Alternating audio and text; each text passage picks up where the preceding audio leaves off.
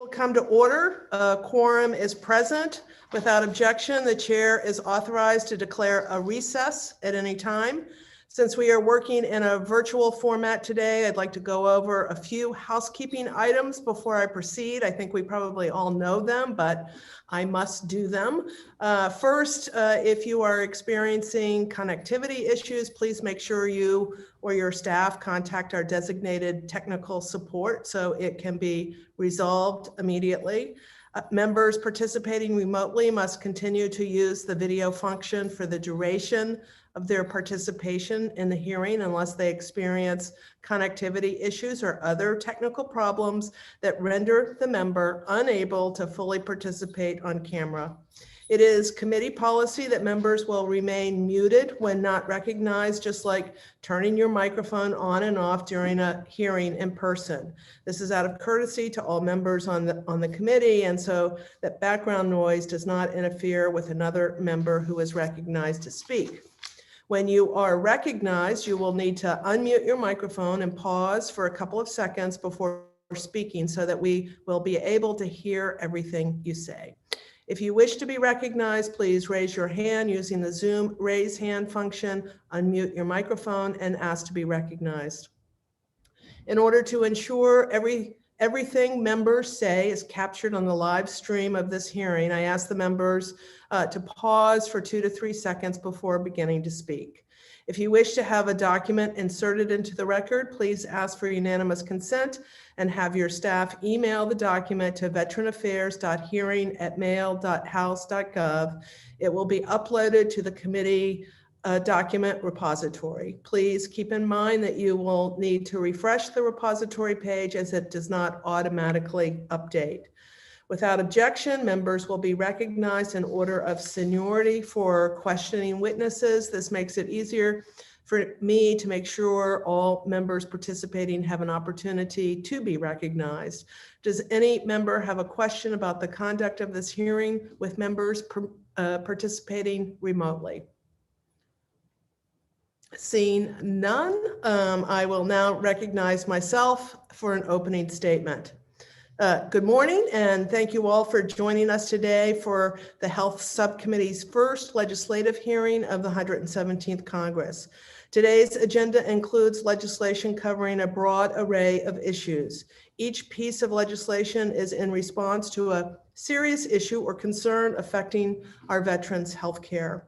As a co-sponsor of several of the bills before the subcommittee today, I am proud of the work being done within this committee and throughout this Congress to preserve and enhance the VA care and services so many veterans utilize, value, and recommend. Women veterans often face a unique set of challenges resulting from a combination of traumatic experiences occurring prior to, during, and after military service that can lead to substance use disorders. For example, women veterans are twice as likely as male veterans to develop post-traumatic stress disorder and serious psychological distress, and 1 out of 4 women veterans report military sexual trauma. Providing mental health care and substance abuse services that are specific to women veterans is important to ensuring that women veterans receive appropriate care. One such program is the Women's Veterans Transitional Residence Utilizing Support and Treatment, that are known as the TRUST program, which has become a model for providing treatment and rehabilitative support to women veterans with drug and alcohol dependency. I had the opportunity to visit the program run by the Jamaica Plain VA Medical Center in Boston in November of 2019. This program is superb. Truly, it was extraordinary. And I have heard from both women veterans and VA providers that there should be more programs like it. That's why I introduced HR 344, the Women's Veterans Trust Act. My bill addresses the growing demand for women-only substance use disorder residential treatment programs nationwide. We must ensure women veterans' mental health needs are met in an environment that is safe and conducive to recovery. The women veterans population is not only growing rapidly, it is also seeing more veterans of reproductive age using VA for their health care. This subcommittee has frequently focused on reproductive health, including examining racial and ethnic disparities in maternal mortality and morbidity. This week is Black Maternal Health Week, and today I'm proud that Representative Underwood's Protecting Moms Who Served Act and Representative Lawrence's Doula for VA Act aim to improve resources for veterans who choose to become mothers. I know the Pause for Veterans Therapy Act has received a lot of attention, and I want to be absolutely clear that this committee and the full committee support veterans with post-traumatic stress having access to trained mental health service dogs, which the VA already does provide. That said, we have some concerns about the bill. It would force VA to grant money to unaccredited dog training organizations, which would likely then provide untrained dogs to traumatized veterans. There are no data suggesting that untrained dogs are beneficial for those with post-traumatic stress. In terms of trained mental health service dogs, a law was enacted last year through the NDAA directing the Department of Defense to implement a wounded warrior service dog program that includes veterans with post-traumatic stress. So this bill would be both duplicative and less beneficial to veterans. I'm very pleased to support HR 2441, the Sergeant Ketchum Rural Veterans Mental Health Act from Congresswoman Axney, which will expand VA's rural mental health program, the RANGE program, by 3 new sites at VA facilities in rural, tribal, and insular areas. This is so critical for those communities. In closing, I look forward to today's conversation, as it is always important to hear the views and concerns of various stakeholders as we craft legislation. Your expertise and input are so valuable to us as we consider what changes need to be made to best help our veterans. Before I recognize General Bergman for his opening statement, I would like to acknowledge Chairman Takano is joining us here today, and I see him in his square. And so thank you, Chairman Takano, for being with us. He will forego, I understand, his opening statement now and save his comments for his bill, the Korean American Valor Act, which is on the agenda today. With that, I'd like to recognize Ranking Member Bergman for 5 minutes for any opening remarks he may wish to make. General Bergman?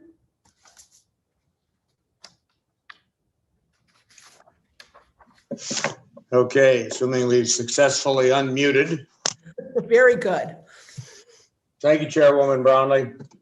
I appreciate being here with you, our colleagues from on and off the committee, and our witnesses from the Departments of Veterans Affairs and the Veteran Service Organizations to discuss the 9 bills on today's agenda. These bills address some of the most important issues facing veterans and the VA healthcare system today, including mental health care, patient safety, maternity care, and recruitment incentives. I look forward to discussing them in detail this morning and to working with my colleagues and stakeholders to improve upon them as they move through this committee and hopefully to the House floor. 3 of the 9 bills on today's agenda are sponsored by my Republican colleagues. I support each of those bills and would like briefly to discuss their importance. The draft bill sponsored by Dr. Winstrip would make a technical correction to current law to ensure that the top podiatrist in the VA healthcare system is on equal footing with the top physician in other specialties. Dr. Winstrip preceded me as the lead Republican on this subcommittee and knows better than anyone the demand for podiatrists is growing among veterans. His bill will make sure that VA's podiatry service is able to meet that demand with timely, quality, best-in-class care. Congressman McKinley's bill is H.R. 1510, the Veterans Camera Reporting, or VCR Act. It would require VA to assess the use of cameras in VA medical facilities and make recommendations for improvement.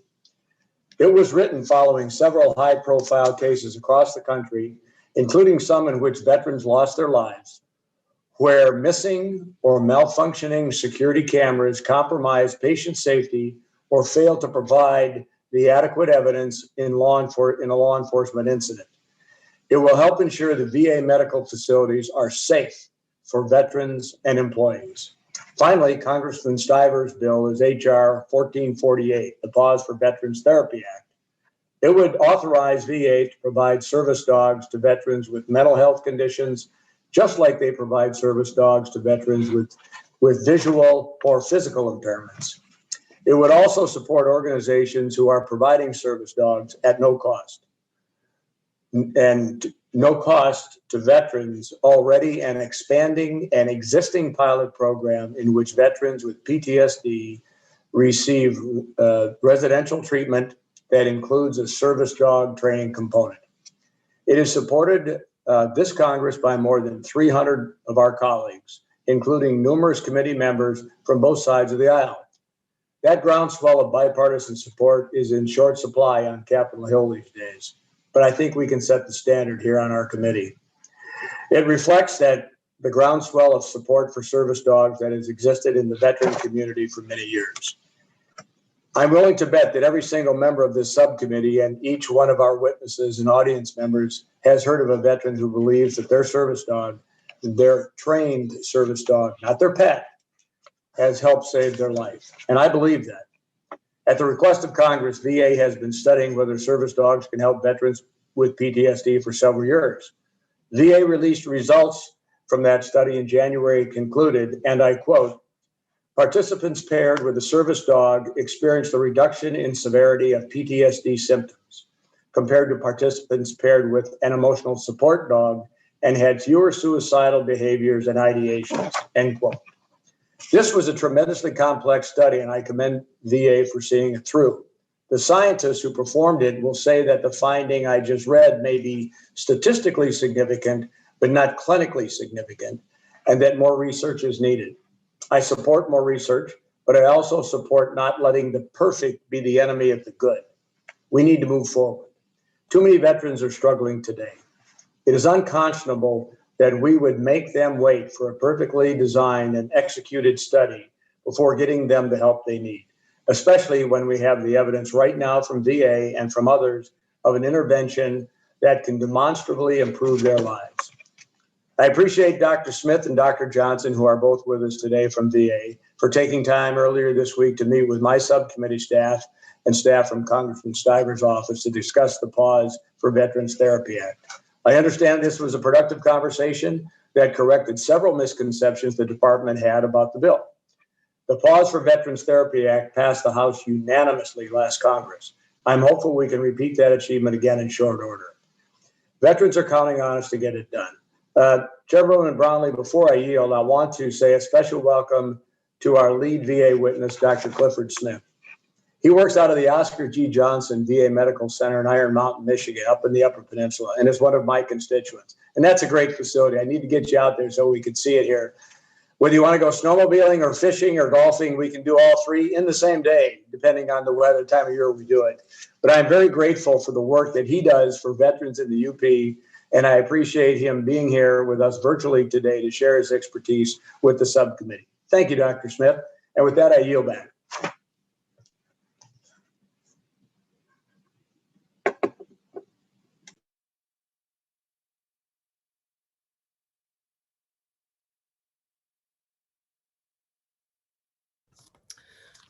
I have to unmute myself. I've got other people magically muting me, and so I forget, so I apologize.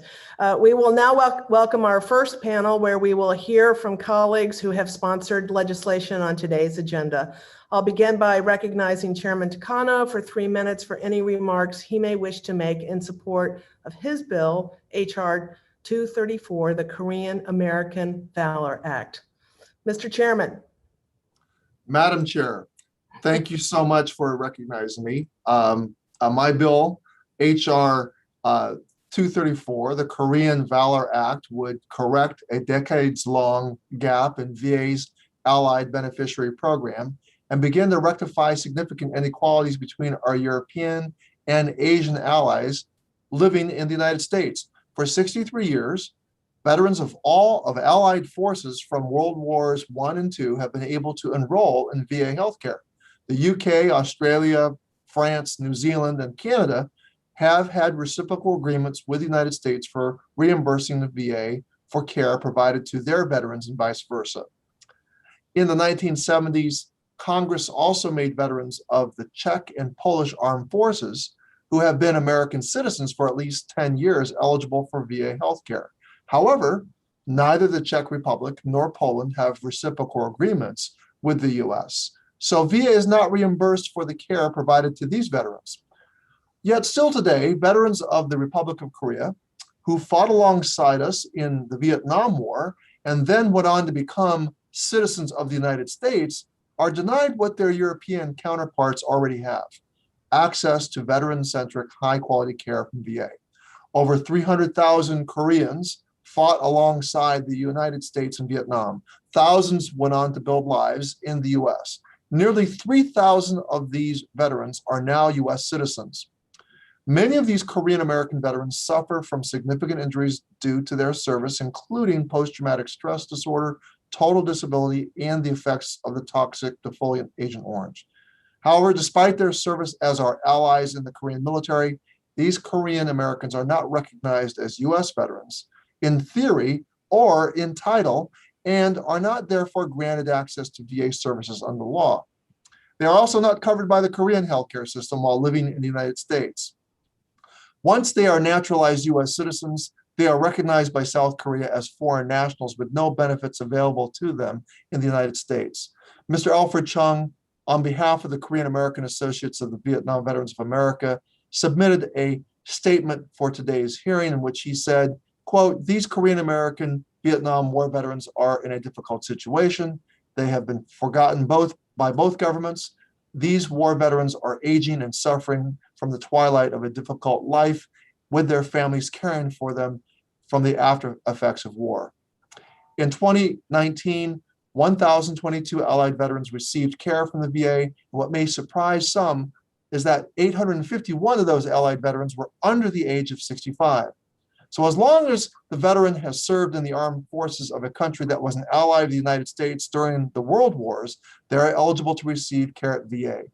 Age and citizenship are not factored in, but the conflict in which your nation was an ally is. 3,000 Korean Vietnam veterans, now Americans, are asking this country to respect their service as fully as we respect the service of our European allies. I want to thank former Congressman Gil Cisneros for introducing this legislation last Congress, and I will continue his efforts to ensure that this bill becomes law. These Korean American veterans just want to be treated fairly, and I say that is the least that this Congress can do. And while I'm disappointed the VA doesn't agree, I hope we can discuss today a path forward to ensure that VA's belief in equity extends to all parts of the enterprise. Thank you, Chairwoman Brownlee. I yield back. Thank you, Chairman Takano. Congresswoman Underwood, you are now recognized for 3 minutes to deliver remarks in support of your legislation, HR 958, the Protecting Moms Who Serve Act. Well, thank you, Madam Chair. I'm honored that our subcommittee is considering the Protecting Moms Who Served Act, a bipartisan bill to address maternal mortality among veterans, which I proudly introduced with Chairwoman Brownlee and Representatives Gus Villarakas and Brian Fitzpatrick. The United States is currently confronting a maternal health crisis. We have the highest maternal mortality rate in the developed world and significant disparities for women and birthing people of color. Some of the drivers of adverse maternal health outcomes can be even more prevalent in women who serve. For example, 1 in 3 women veterans report that they experienced military sexual trauma, which is linked with risk factors for pregnancy-related complications. With unacceptable maternal mortality rates for all US mothers and unique risks for veterans, we must ensure that the VA is providing the highest quality maternal health care and support to moms who served. Currently, prenatal and postpartum care covered in the VA medical benefits package is provided in the community, even as pregnant veterans and new moms continue to receive other health services in the VA health system. To coordinate this care, the VA has established maternity care coordination programs, as described in a VHA directive. My bipartisan Protecting Moms Who Served Act would codify the programs in that VHA directive, which include new provisions to offer screenings and treatments to pregnant veterans with mental health conditions, as well as measures to strengthen community partnerships with groups that support new moms. The VA's maternity care coordination programs have been successful in ensuring that veterans can receive high-quality, culturally appropriate care and robust support throughout pregnancy, during labor and delivery, and for the full year-long postpartum period and beyond. By codifying and strengthening these programs, veterans will continue to receive the world-class care they have earned. The Protecting Moms Who Served Act would also invest in trainings for community maternity care providers so that nurses, midwives, and physicians caring for pregnant and postpartum veterans understand the unique needs of their veteran patients, particularly related to mental and behavioral health conditions that might have been caused or exacerbated by military service or the transition back to civilian life. These trainings will ensure that veterans receive care that is responsive to the lingering physical and psychological impacts of their service. Finally, my bill would commission the first ever comprehensive study of maternal mortality, morbidity, and racial and ethnic disparities for veterans. By having a complete understanding of the extent to which our nation's maternal health crisis extends to the veteran population, we can develop solutions to improve outcomes and save veterans' lives. Thank you, Madam Chair, for your leadership with me on the Protecting Moms Who Served Act and for including our bill in today's legislative hearing. I urge my colleagues on both sides of the aisle to support this critically important bipartisan legislation, and I yield back. Thank you, Congresswoman Underwood. And I now will recognize Congressman Jeffries. You are recognized for 3 minutes to deliver a statement in support of your legislation, HR 2093, the Veterans and Family Information Act. Welcome. Thank you so much, Chairwoman Brownlee and Ranking Member Bergman, for your leadership on behalf of our nation's veterans and for providing me the opportunity to testify today. Today, it's my honor to discuss HR 2093, the Veterans and Family Information Act, a bill that would improve non-English language accessibility for veterans, their families, and caregivers. The Veterans Benefits Administration provides critical information to all veterans about their benefits, service-connected disabilities, home loans, vocational rehabilitation and employment, and military sexual trauma. However, there is no consistency in this information being made available in languages other than English. This not only leads to confusion, but denies veterans of limited English proficiency and their families access to this critical information. It is our duty to support our veterans regardless of whether English is their first language. They all served our country. The VA tracks the growing diversity of our veteran population and different languages those veterans speak.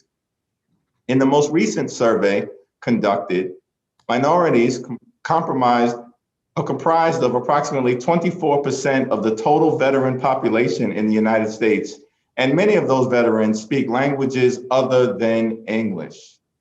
3.5% of Black or African American veterans speak a language other than English. 56% of Asian American veterans speak a language other than English primarily, and 6.7% of Asian Americans speak English in a very limited capacity.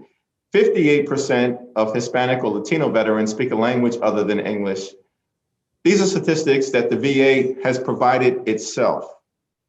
There are over 500,000 foreign-born veterans that live in the US, and additionally, about 1.9 million veterans are US-born children of foreign-born parents. Every single veteran deserves consistent, clear, and equal access to any and all information that the VA can provide regarding resources and benefits that they have access to because of their service to our country. In addition, for veterans who may speak English as a second language, the burden of having to rely on caretakers or family members to understand VA benefits can be a barrier to access services. The delay of translation services can add another layer of difficulty in understanding and being able to live a life with dignity after their service. No veteran should encounter accessing resources in a burdensome way. No veteran should feel like they have less access to information because of challenges with respect to language proficiency after having served our country. It is of the utmost importance that every single veteran and those who care for them are aware and able to immediately and efficiently receive equal access to the resources and care that they might need and have earned. The Veterans and Family Information Act would direct the Department of Veterans Affairs to make versions of all of its fact sheets available in the 10 most commonly spoken languages other than English in the United States, including Spanish and Tagalog. I would like to thank the co-sponsor of this legislation, Representative Young Kim, for her leadership and partnership, as well as all of the distinguished members of the Veterans Committee, including Chairman Takano, Chairwoman Brownlee. Thank you for this opportunity to testify, and I respectfully ask that you support this important legislation. Thank you, Chairman Jeffries. And this is an extremely important bill. And in essence, it's a very simple, straightforward, easy to enact bill, but an extremely important one in terms of equitable access and high quality care for all of our veterans. So, thank you for bringing this forward. And we certainly look forward to making sure it will become law. So thank you very much for that. I see Congressman Stivers here. I recognize Congressman Stivers for 3 minutes to deliver any comments you may have in support of your bill, HR 1448, the Pause for Veterans Therapy Act. Thank you, Chairwoman Brownlee. I want to thank you and Ranking Member Bergman for holding this legislative hearing today and for giving me the opportunity to discuss a bill that I feel is very personally important, the Pause for Veterans Therapy Act. I'd like to express my deep appreciation to the leadership coalition that's led this bill over the last 2 Congresses, including Representative Rice, Representative Walz, Representative Slotkin, Dunn, Sherrill, and Rutherford. By now, you know the bill creates a pilot program at the VA over a 5-year term. The pilot program is 2-pronged. First, the VA healthcare provider would refer a veteran to a service dog training organization to learn the art and science of dog training. Once the training program is complete for the dog and the veteran, the pair would graduate and remain together for continuing service and therapy. The veteran may also opt out of the remaining with the dog if the veteran or his health provider determine it's not in the best interest of the veteran to remain with the dog. As a Major General with a deployment, I know that the mission ends, but for some, the invisible scars left by war do not heal. Suicide rates among our veterans have remained tragically high and are between 17 and 22 a day, depending on whose metric you believe. There's peer-reviewed science that shows that this therapy works. And I've heard from so many veterans that said they've gotten their life back when they got their dog. From a Vietnam era veteran to those from wars today, including one that was under my command in Iraq, I've heard the difference these dogs makes and how they've given them, the veteran, freedom to go out, to go to dinner, to get on a plane. They've gotten their lives back. You know, our mission in Congress is to care for our veterans and give them every tool they need to succeed. Our colleagues understand this mission, and that's why 313 of our colleagues have co-sponsored this bill as we speak. We can't let veteran suicide go on any longer, and I hope we'll move this bill quickly. It's passed the House twice, and it's time to get it done. There's a bipartisan coalition in the Senate, including Senator Sinema, Senator Tillis, Senator Kramer, and Senator Feinstein, that have introduced companion legislation. We have to help these veterans, and we have to fight against suicide. And veteran dog therapy works, and we need to help these veterans, and I think we can do it through this bill. I hope that you will support HR 1448 and get it passed to the House so we can make it law. Thank you, Madam Chair. I yield back. Thank you, Congressman Stivers. And, as chair of this subcommittee, I absolutely support the intent of this bill. I think we can get there. I just think we need to work through, a couple of changes, and we're there, and you can have unanimous support in both the House and the Senate. So we will look forward to working with you on that. Congresswoman Axney, you are now recognized for 3 minutes to deliver a statement in support of your bill, HR 2441, the Sergeant Ketchum Rural Veterans Mental Health Act, which you, I understand, introduced earlier this week. So welcome, Congresswoman. Well, thank you so much, Chairwoman Brownlee and Ranking Member Bergman, for having this really important hearing. And I am proud to discuss this piece of legislation that I hope we can move forward with. I am here today representing Iowa to discuss a bill I introduced with my fellow Iowa representatives, including Congresswoman Miller Meeks, who serves on this committee. 5 years ago, retired Sergeant Brandon Ketchum took his life after he was unable to get the mental health support that he needed. Brandon was a Marine. He served on 2 tours in Iraq and a tour in Afghanistan. And while on his first tour in 2006, he helped clear 92 roadside bombs in 7 months. That service earned him a Combat Action Ribbon. But like so many of his fellow veterans, Sergeant Ketchum struggled with addiction, depression, and PTSD related to his time in uniform. And when he sought inpatient hospitalization in 2016 from an Iowa VA, the treatment rooms were all full and he was denied inpatient treatment. Hours later, Sergeant Ketchum took his life. Recently, I spoke with Brandon's mom, Bev, about Congress's need to do more support for our veterans when they return home. We don't have enough adequate mental health services across this country for our veterans. An HHS study found that 50% of returning vets who need mental health treatment will receive it. These mental health services are even harder to find in rural parts of our country, like Iowa. So my bill would increase the available mental health facilities in rural areas by establishing the new Rural Access Network for Growth Enhancement Programs, known by the acronym RANGE. RANGE programs provide rural veterans with mental illness access to a team of experts who can help them reintegrate into their community. RANGE experts also can include existing family and financial resources to help with the recovery process. My bill will also study how the VA is currently meeting the needs of rural veterans with mental health issues and what resources may be needed to improve care so that when veterans ask for treatment, they aren't turned away. It's so important that we work to ensure what happened to Sergeant Ketchum never happens to another veteran. Veterans put their lives on the line to serve our nation with honor, and when they come home, they should be able to receive the care that they need, regardless of the zip code that they live in. We cannot allow stories like Brandon's to be repeated. We must take action to address rural health shortages and mental health needs of our nation's veterans. Thank you for allowing me to be here today, and I respectfully ask you to support this bill. Thank you, and I yield back. Thank you, Congresswoman, and thank you for your work on this important legislation and really to also honor the memory of an Iowa veteran who did not get the timely mental health care he needed and he deserved. So this is an extraordinarily important bill for rural America, insular, tribal areas where the mental health care is not, it's simply just not up to snuff, and we've got to approve upon it. So thank you for working really hard on this issue. Next, we will welcome Congresswoman Lawrence. You are recognized for 3 minutes of remarks on your draft bill, the Doula for VA Act. Welcome, Congresswoman. Thank you so much.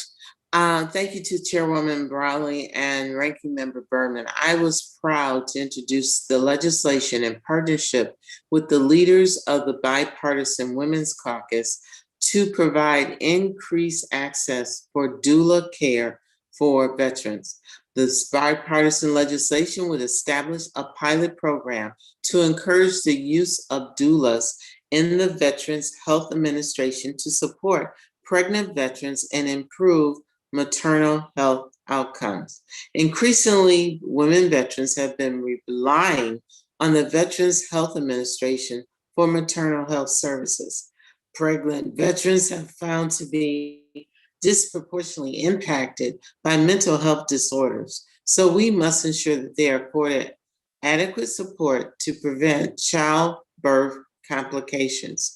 Research has demonstrated that expected mothers are more likely to have positive birth outcomes when provided with the support of a doula than those without. This legislation requires the Department of Veterans Affairs to establish a pilot program to provide the doula support and measure the impact these services have on pregnant veterans, child care, mental health, and infant care outcome.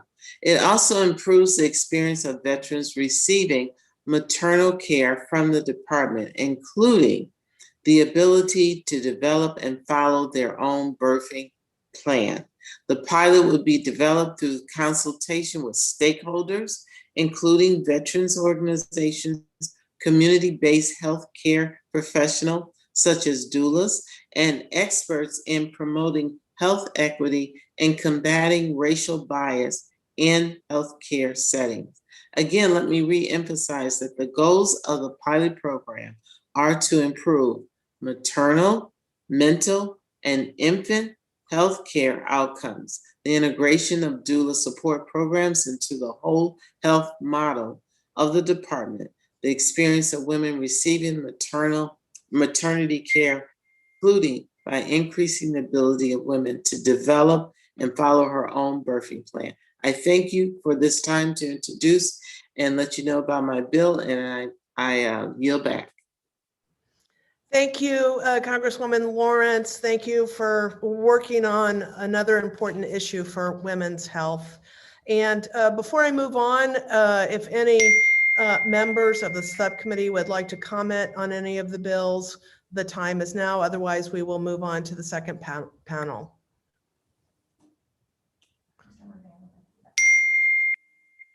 I don't think I see any hands raised. Oh, Congressman Moran, you're recognized.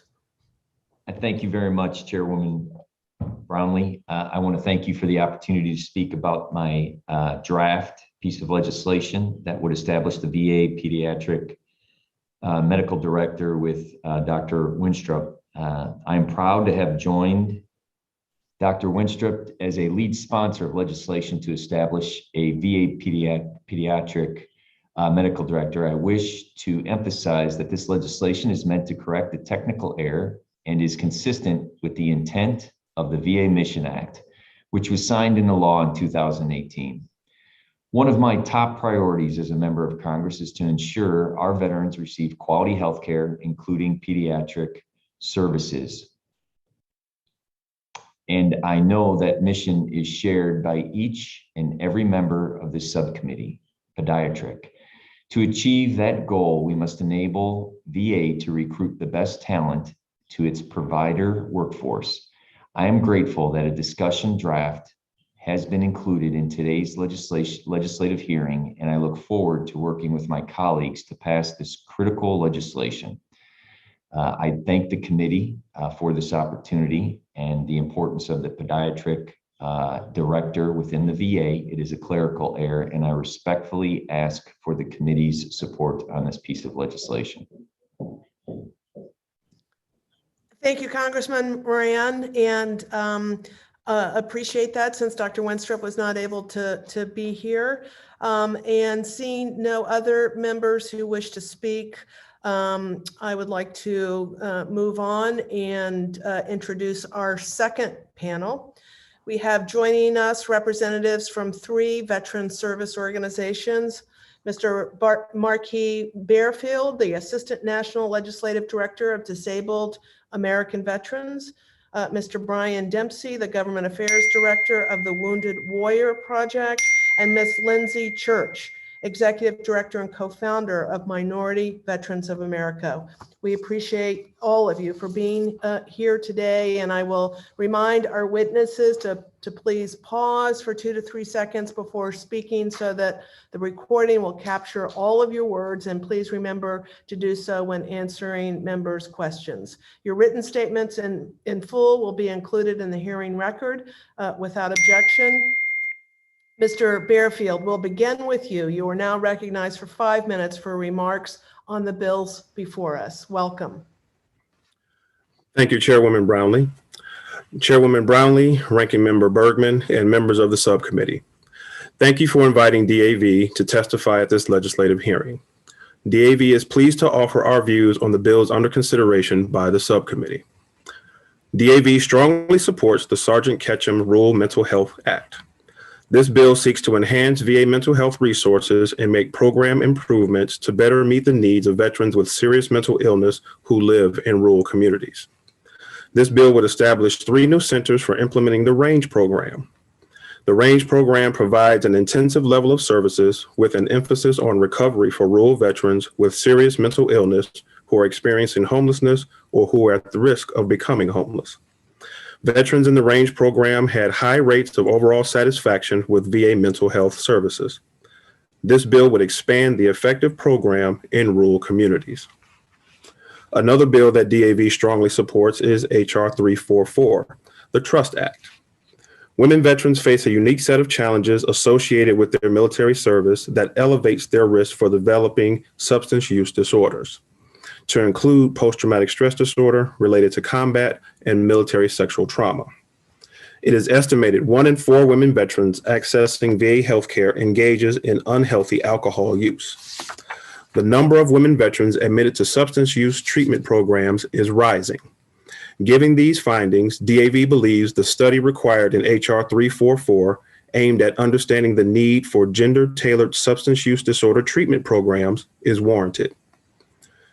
DAV is also pleased to support HR 958, the Protecting Moms Who Served Act. This bill will require the VA to increase support for its maternity care coordination activities and identify any adverse effects military service has on maternal mortality and morbidity among women veterans. With a specific focus on racial and ethnic women veteran minorities who utilize VA healthcare services. Because maternity services for women veterans are provided through VA's community care network, maternity care coordinators play a key role in ensuring women veterans receive high quality care.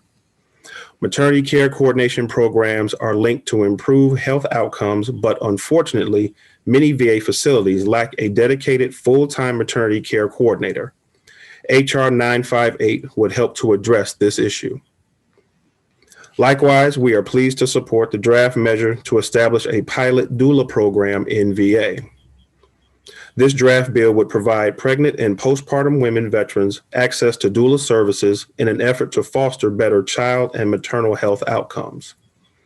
Doulas act as advocates before, during, and after pregnancy, helping expectant and new mothers navigate their birth experiences.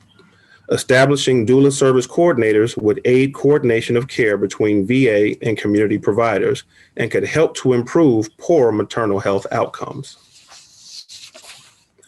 Although DAV has no specific resolution related to HR 2093, the Veterans and Families Information Act, we see the benefit of this bill and have no objection to its passage. Language is often a barrier for minority veterans seeking VA benefits and health services and can impede their ability to understand and apply for earned benefits and negatively impact the effectiveness of their care, as well as healthcare outcomes. Requiring VA to print fact sheets about healthcare services and benefits in the 10 most commonly spoken languages would help to resolve this issue. Likewise, DAV does not have a specific resolution calling for a report on video camera use at VA medical facilities as prescribed in HR 1510. This legislation would help VA determine best practices for ensuring patient and employee safety at VA healthcare facilities. For these reasons, we have no objection to the subcommittee's favorable consideration of this bill. Finally, Madam Chair, DAV does not oppose a pilot program as outlined in the PAWS Act. However, we do have a few recommendations. DAV would like to see the inconsistencies between the federal statute and regulations regarding eligibility for service dogs and veterinary insurance resolved. Also, the bill should require the use of an accredited service dog training organization accepted by VA. Lastly, legislation was enacted last year requiring DoD to establish a Wounded Warrior Service Dog program for service members and veterans. Madam Chair, this concludes my remarks, and I welcome any questions that you or members of the subcommittee may have. Thank you, Mr. Bearfield, and we always appreciate you and DAV's input into these bills. So thank you so much for your participation. Next, I'd like to recognize Mr. Dempsey for the Wounded Warriors Project's testimony. Mr. Dempsey, welcome. Thank you. Chairwoman Brownlee, Ranking Member Bergman, and distinguished Health Subcommittee members, thank you for inviting Wounded Warrior Project to testify at this morning's hearing to discuss legislation intended to improve VA's ability to provide better access to care and ensure better health outcomes for our nation's veterans. Honoring and empowering Wounded Warriors has been at the heart of Wounded Warrior Project's mission since 2003. Meeting the needs of the wounded, ill, and injured veterans who volunteered to serve our nation and protect the freedoms we enjoy as Americans is not only a solemn obligation, but a national priority. The written testimony you've received reflects Wounded Warrior Project views on each of the bills before you, but for this morning's hearing, I will focus on those that would advance our efforts in support of women veterans and rural veterans, and which are particularly helpful in building a better, smoother experience for those who depend on VA to meet their healthcare needs. To begin, I wish to clearly state our support for the Protecting Moms Who Served Act and the Women Veterans Transitional Residence Utilizing Support and Treatment Act, also known as the Women Veterans Trust Act. We commend you, Chairwoman Brownlee and Representative Underwood, for championing these bills, as well as your colleagues who serve on the Women Veterans Task Force who have made advocacy for women veterans a top priority for Congress. We don't offer any specific improvements for either bill, but rather wish to emphasize that they would be filling gaps in service or certainty where they currently exist and building research to drive future improvements to care. Regarding the Trust Act, this bill is consistent with work our organization did in collaboration with RAND that looked at the shortcomings of care available to post 9/11 veterans with co-occurring substance use and mental health disorders. While the Trust Act addresses substance use disorders specifically, we can still attest that 43% of women who completed our annual survey screened positive for risky drinking behavior. This is a primary reason for our concern, but beyond that, VA's 2020 National Suicide Prevention Annual Report shows that suicide rates among VHA users with a substance use disorder are higher than those with PTSD, anxiety, and depression. The Trust Act would encourage improvements to substance use disorder treatment options catered specifically to women, most notably in long-term residential settings, and this is a key step towards modernizing VA care in response to changing demographics. As to the Protecting Moms Who Served Act, for women who use VA healthcare to depend on it to meet all of their health needs, we have an obligation to build a system that accommodates and prepares for the care that's needed. VA must be prepared to serve its increasingly diverse population of veterans during every stage of their life, including on their journey to motherhood. VA's maternity care coordination program, which this bill focuses on, is absolutely essential for women veterans who choose to become mothers. It serves the important purpose of ensuring that the maternity care a woman veteran receives in the community is delivered seamlessly and in lockstep with the rest of her VA care plan. By codifying and investing in this program, Congress would be safeguarding it for all veteran mothers. The next bill I want to emphasize support for is the Sergeant Brandon Ketchum Rural Veterans Mental Health Care Act. The bill would address what continues to be a major concern of ours, which is access to care for those who live outside urban areas. 57% of Wounded Warrior Project alumni live in rural areas, and among that group, 32% selected lack of resources in their geographic area as a reason they had difficulty accessing mental health care, which was 12% higher than their urban peers. The gap was even more pronounced for women specifically, as 42% in rural areas cited geographic issues compared to just 20% of women in urban areas. The Sergeant Brandon Ketchum Rural Veterans Mental Health Care Act would expand VA's range program to 3 new rural locations and ensure closer proximity to care that includes community-based intensive clinical case management and psychotherapy services for rural veterans diagnosed with chronic severe mental health issues. We don't offer any suggestions for improvements at this time, other than to say that rural veterans would benefit from more access points than this bill would provide. To that end, we are grateful that the bill includes a reporting requirement that would help Congress and VA pursue those steps with more evidence and data. We thank Representative Axney for getting this conversation started and for recruiting the full Iowa delegation to the cause. We hope that others on the committee will join as well. Ladies and gentlemen, it is my distinct honor to be here to represent our nation's wounded warriors and their families. I appreciate the opportunity to highlight these important issues and those outlined in our written testimony in order to help Congress assist VA provide better access to care and ensure better health outcomes for our nation's veterans. Thank you, and I stand ready to answer any questions the committee may have.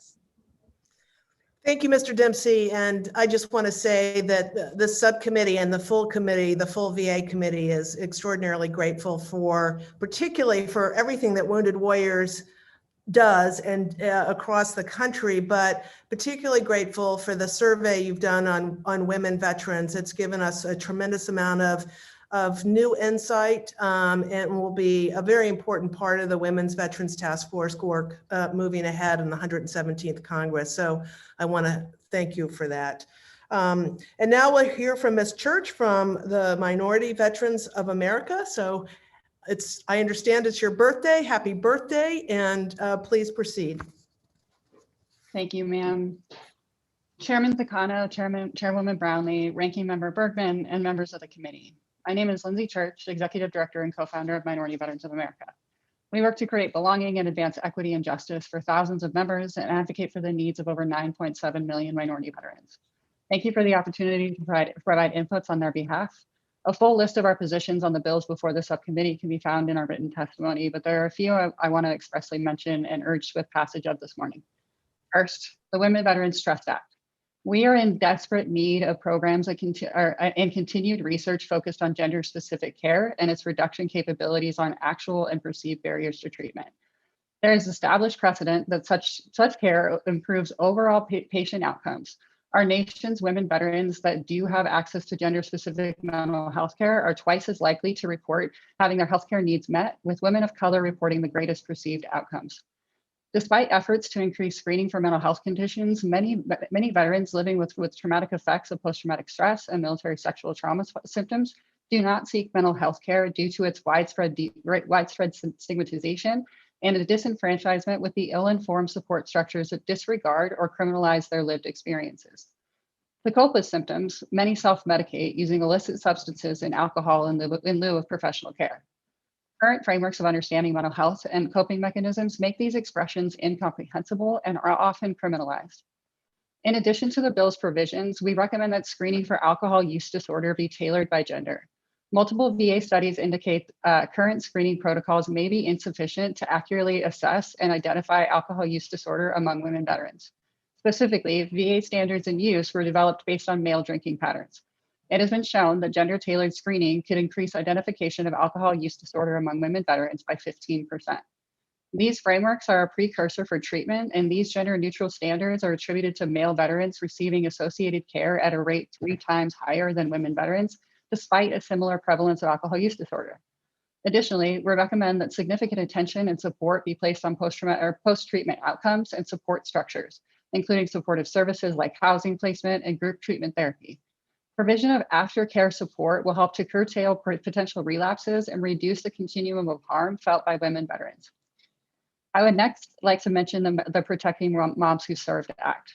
This bill would require VHA to research and report on discrepancies in pregnancy-related medical care and overall health based on their idiosyncratic identities and orientations. Is the type of intersectional and comprehensive legislation that we have and will continue to advocate for when crafting bills in the future. There continue to be many reported instances of blatant discrimination by medical professionals for expecting parents in same-sex and same-gender couplings. This is frankly unacceptable. As a nation, we are charged with serving those that have selflessly served, and this body has made it clear that that support and care comes without regards to a family's sexual orientations or gender identities. We must do better. I applaud the efforts in this bill that would allow us to do so. Pregnancy-related mortality has been increasing since 1987, and Black and Indigenous parents are more than 3 times as likely to die of pregnancy-related complications when compared to their white counterparts. 3 in 5 of these deaths were deemed preventable by industry professionals. That mortality rate increases drastically in expecting parents older than 35, affecting much of the veteran population. Identification and understanding of personal and systemic factors causing pregnancy-related mortality disparities can guide the prevention strategies required to reduce them. One such proven strategy is the utilization of doula services, which would be afforded with the passage of the Doula for VA Act of 2020. Recent studies indicate that birthing parents who use doula services were 4 times less likely to experience a low birth weight and 2 times less likely to experience other birth complications. Doulas can provide the needed advocacy and support for those that are at greater risk for bias and discrimination, and otherwise make significant impact in our fight for equitable outcomes, especially for Black and Indigenous veterans. We are grateful for this committee's work to address some of the deepest inequities and injustices veterans, especially minority veterans, face. Our feedback echoes the experiences of many who have been excluded or underserved through VA care programs, whether intentionally or negligently. As a country, we have made great progress in ensuring all veterans benefit from the supportive services of the Department of Veterans Affairs, and I look forward to continuing that trend. And again, thank you for the opportunity to testify today, and I'm happy to answer any questions you have.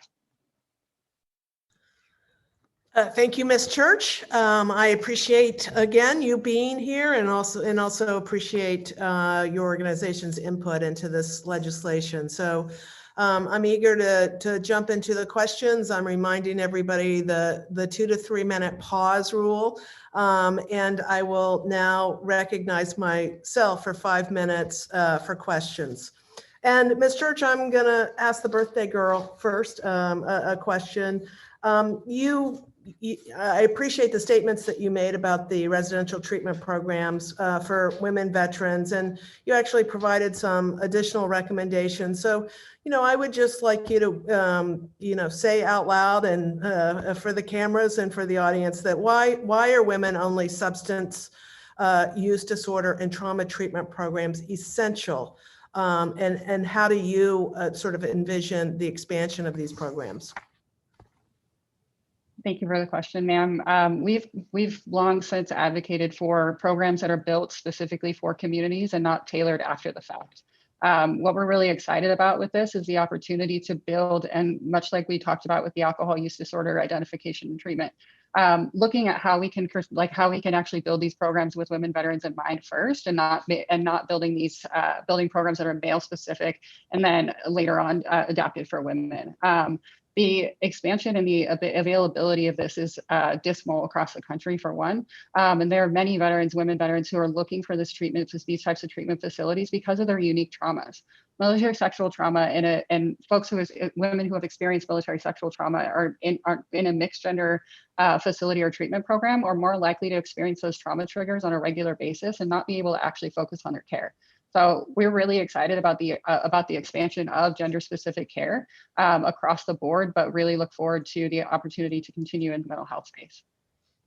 Thank you very much. I mean, I wish we could actually get some real feedback from patients who have been in the current programs within the VA, the residential programs, where they might share a couple of beds in a large treatment center, predominantly with men, and to sort of get their feedback. But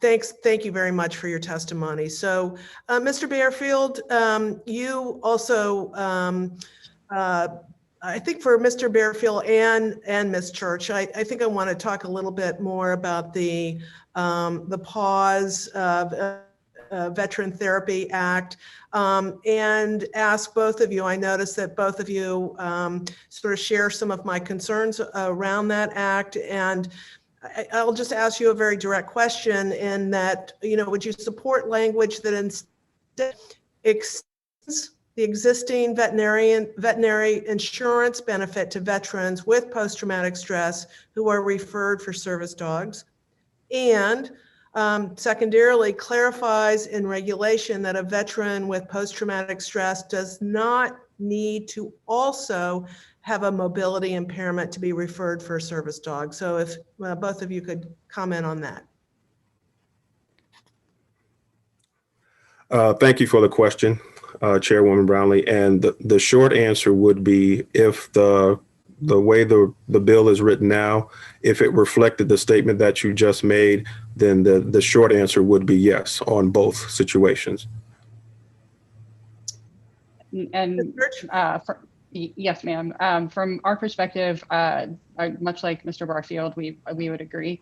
And the provision of insurance for many minority veterans who are socioeconomically insecure, this provision would allow them the opportunity to not have to pay those same out-of-pocket costs, and would actually reduce their financial need, which we absolutely advocate for. Great. And Mr. Dempsey, can you comment on this particular bill and maybe give us a little insight into the at least your perspective of the first phase of the VA study was, and comment on that? Absolutely, and thank you, Madam Chairwoman, for the question. I think I would start just by emphasizing that it's long been Wounded Warrior Project's position that mental health treatment should be grounded in evidence-based therapy and make room for complementary and alternative therapies when appropriate. And we've looked at just how training service dogs can fit into that. So looking at the work therapy program that the the Pause for Veterans Therapy Act would provide, we've seen many, evidence from the field through partnerships that, it does provide a great benefit, but we do want to take good care to ensure that we're speaking specifically to service dogs, which are distinct from emotional support animals. The VA study does go through, comparison of the two, and, shows that service dogs actually provide some greater benefit, but just want to make sure that the, anything that is passed ensures proper distinction there, because there is a difference. Thank you so much for that. We will now, I will now recognize General Bergman for 5 minutes of questions. General, the floor is yours. Thank you, Chairwoman. It's going to be kind of rapid fire for all of you, so I'll try to keep the questions short. You keep your answers short, and we'll move on. How's that? Mr. Dempsey, thank you for your support of HR 1448, the Pause Act. Why do you think that increasing access to service dogs for veterans with mental health conditions is so important? Thank you, Ranking Member Bergman. There's evidence to support the fact that these highly trained service dogs can provide great benefit to veterans living with PTSD, even more importantly, severe PTSD.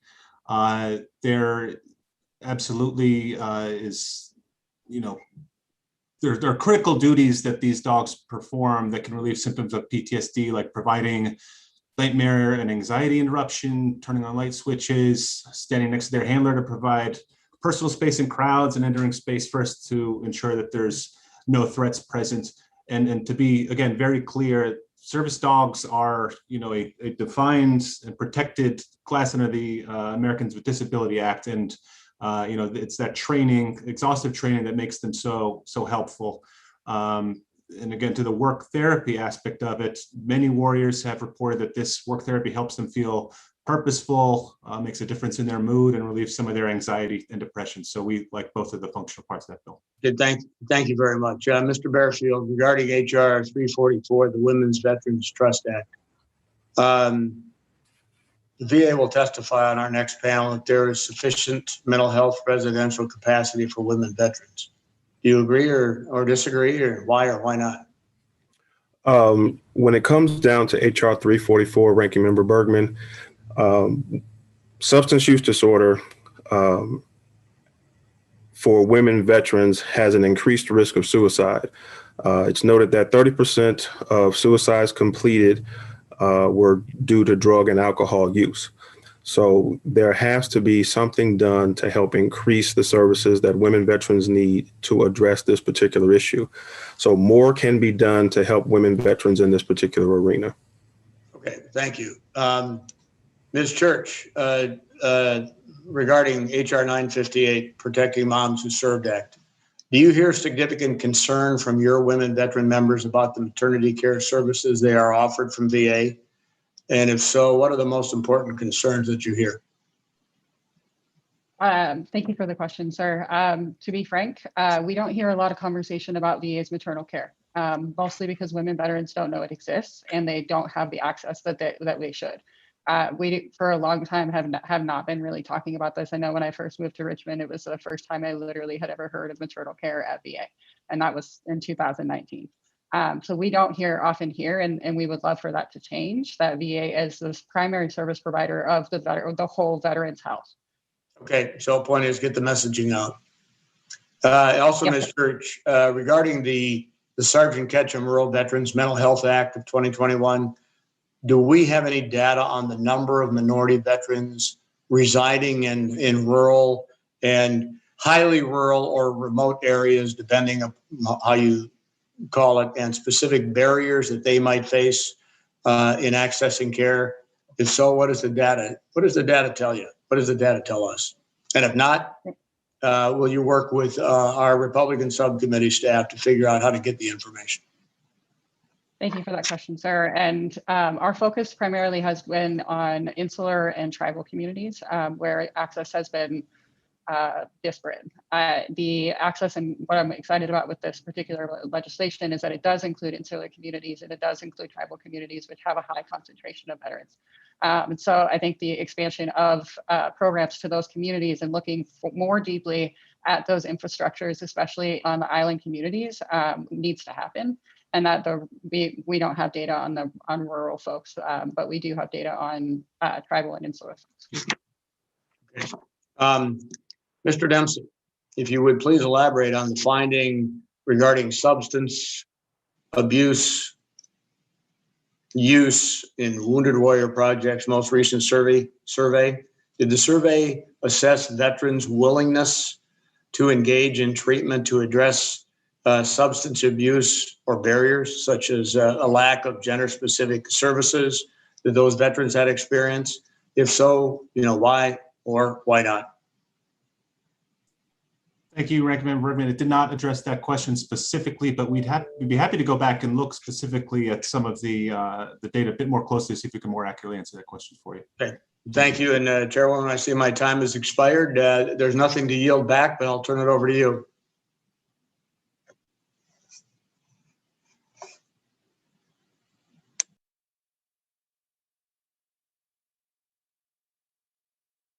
Oh, I'm muted. I apologize again.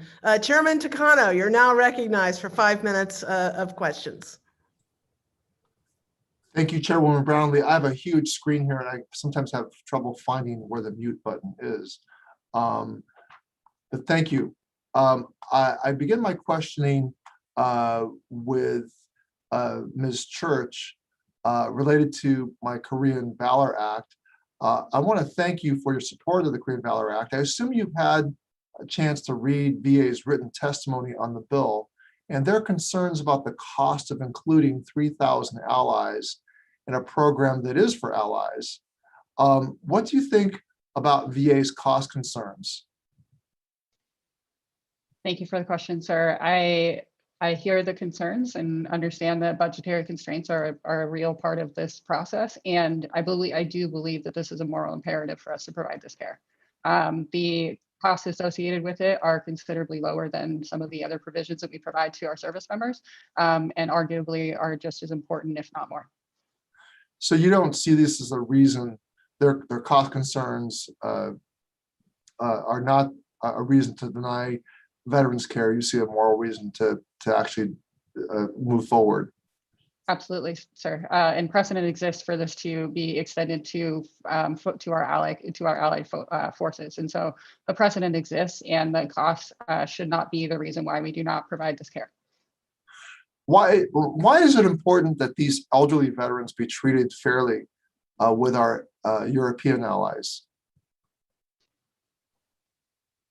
Sir, my deepest concern is why Korean veterans are not being considered when it comes to this, to the provision of care when it comes to our allies.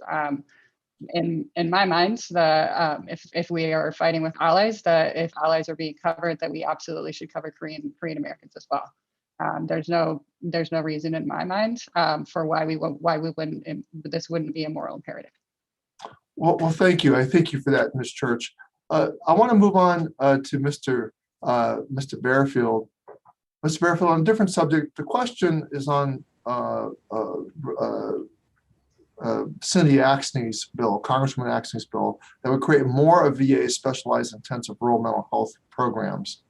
I'm really interested in working with VA and other government agencies, my colleagues, leading other congressional committees and stakeholders in the veteran and medical space to increase the number of clinical providers training, as well as serving veterans in rural locations.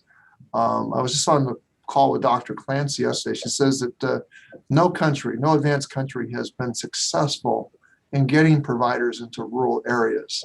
I'm really concerned about getting medical residencies into these areas, providers, psychiatrists, and not just psychiatrists, but also mental health providers.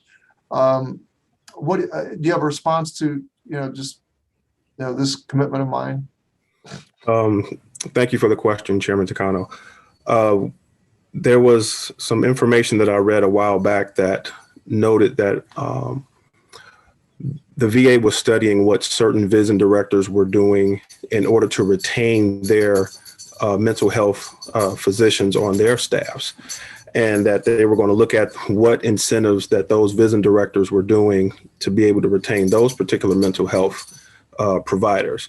So I think once they take a look at that information, they can use that to help recruit and keep staffed mental health providers in rural communities. That way, the need for the additional providers can be there, and they can meet the needs of the rural veterans that need the assistance.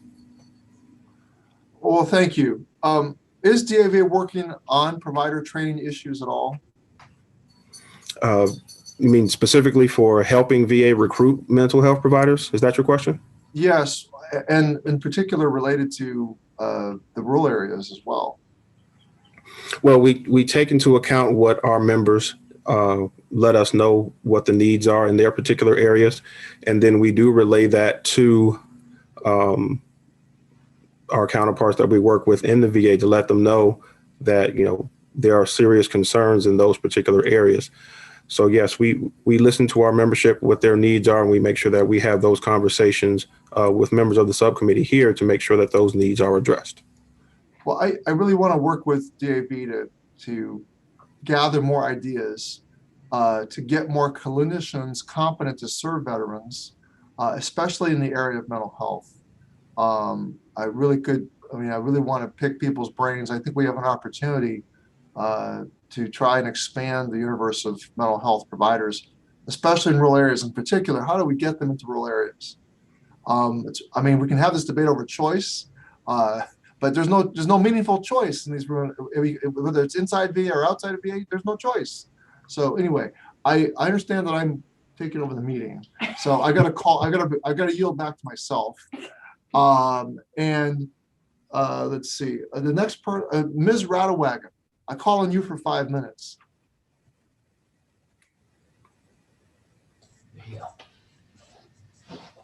Talofa lava. Good morning, Chairman Takano, and Talofa. Thanks to Chairwoman Brownlee and Ranking Member Bergman for holding this hearing on these bills. And welcome to all of our guests for testifying this morning. My questions are about the Women Veterans Trust Act. Ms. Church, can you please elaborate on why access to gender-specific care is important and the differences in utilization, demand, and outcomes that it yields? Thank you for the question, ma'am. As a gender diverse person myself, I can tell you that the bond that's formed between a client and their patient is one of the most important bonds and relationships that a person can have. For me, I prefer women providers, and actually will largely shut down when it comes to a male provider when I don't have the option. And this is the experience of many women veterans and gender diverse veterans and transgender veterans, folks who really truly are looking for that client bond to save their lives. And so I think it's absolutely imperative that we create more gender specific care that is trauma informed and looks at the unique needs of those women veterans. I can get back to you on utilization rates. My staff can follow up some reports and some information on data and statistics around utilization rates.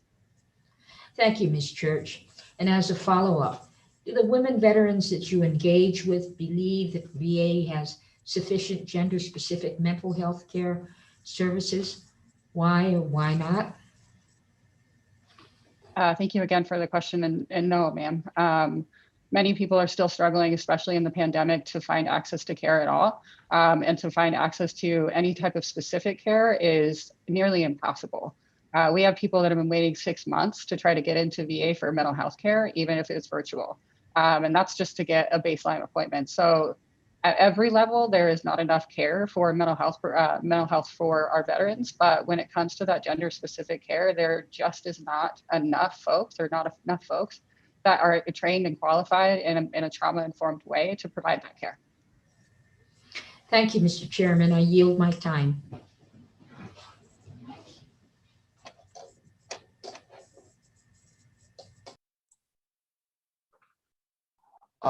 Thank you, Mrs. Radwagen. I now call on Mr. Sablon for 5 minutes. Yeah, thank you very much, Mr. Chairman.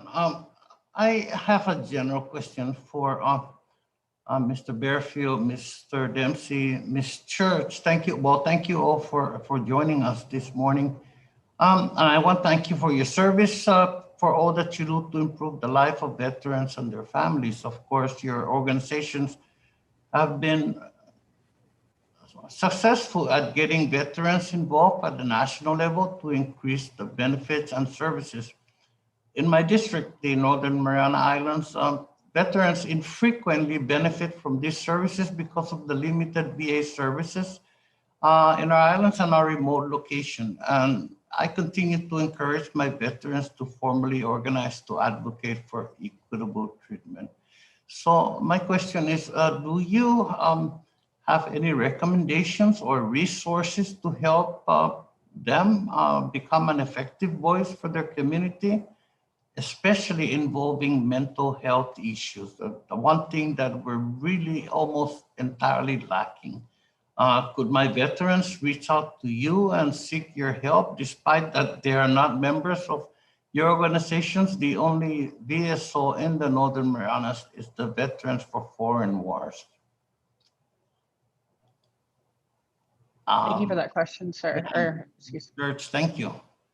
Thank you for your question and for your concern for the care of folks, especially on the Mariana Islands. We have several members that are from the Marianas and Saipan, and so one, encourage them to join MVA. We would absolutely love to have them and to advocate for those unique needs.